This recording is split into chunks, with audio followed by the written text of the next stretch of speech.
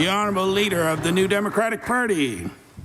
Mr. Speaker, after the Auditor General reported in 2016 that conservation efforts were lacking, and again after the 2018 Leahy report urged his department to take action on endangered species, the Premier, then Minister of Lands and Forestry, was taken to court under judicial review of his department's record regarding species at risk. Supreme Court Justice Brothers found evidence of a chronic systemic failure to implement action required under the Endangered Species Act. The Premier, then Minister, argued in the case that a reason for what the judge called this unreasonable failure was what she characterized as several somewhat vague suggestions of limited departmental resources, unquote.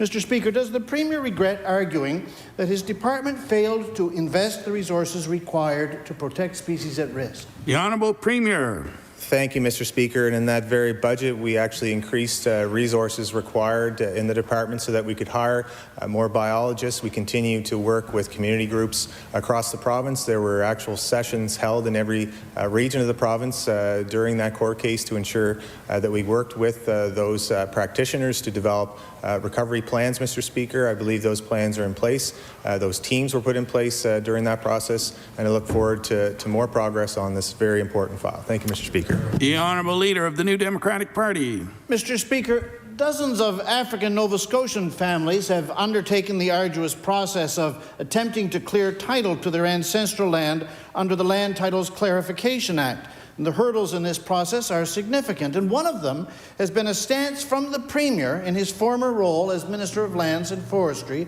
that families needed to prove 20 years of use or occupation of their land.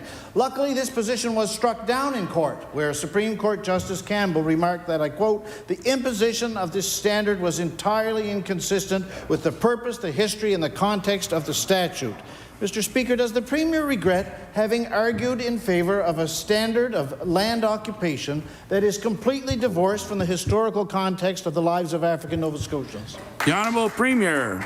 Thank you, Mr. Speaker. I'm very pleased with that decision so that the department does not have to rely on looking at adverse possession for the guidelines of what is required to prove title to land, Mr. Speaker.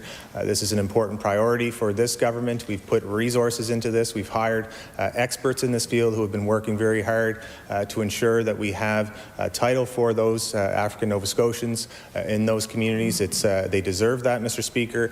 They don't have the ability to even sell their land, Mr. Speaker. They're held behind. They can't use the equity for that land, Mr. Speaker. This is very important. We're going to continue to increase resources where required so that we can clarify all those titles in those communities. Thank you, Mr. Speaker. The Honourable Leader of the New Democratic Party. Mr. Speaker, the Premier's decisions as Minister are now in court a third time.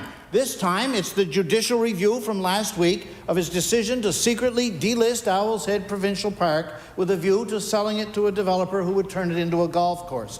Mr. Speaker, does the Premier regret forcing communities to take his decisions to court for now a third time? The Honourable Premier.